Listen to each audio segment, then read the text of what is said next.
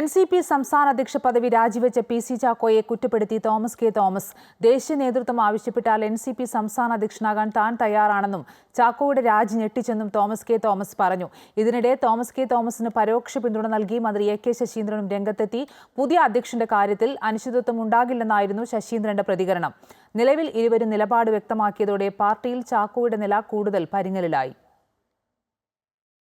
NCPയിൽ ടിസ്റ്റോട് twist രണ്ട് ചേരിയായി നിലയുറപ്പിച്ച Saseendran Thomas K Thomas വിഭാഗങ്ങൾ ചാക്കോയുടെ രാജിക്ക് പിന്നാലെ മത്സരിക്കുകയാണ് പരസ്പരം പുകഴ്ത്തൽ വാക്കുകളുമായി. ചാക്കോയ്ക്കെതിരായ കുറ്റപ്പെടുത്തലും സജീവം. സംസ്ഥാന അധ്യക്ഷ സ്ഥാനം ഏറ്റെടുക്കാൻ താൻ തയ്യാറാണെന്ന ആഗ്രഹവും ഇതിനിടെ തോമസ് കെ തോമസ് പ്രകടിപ്പിച്ചും കഴിഞ്ഞു.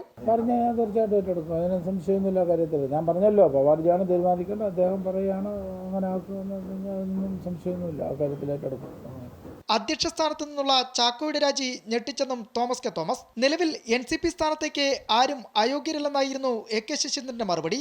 അധ്യക്ഷ സ്ഥാനത്തേക്ക് ആര് വന്നാലും പിന്തുണയ്ക്കും. അധ്യക്ഷന്റെ കാര്യത്തിൽ അനിശ്ചിതത്വം ഉണ്ടാകില്ലെന്നും മന്ത്രി AK ശശീന്ദ്രൻ പറഞ്ഞു. എൻ്റെ പിന്തുണ ആർക്കും ആവശ്യമില്ല, എന്നാൽ എല്ലാവർക്കും കൊടുക്കാൻ തയ്യാറാണ്.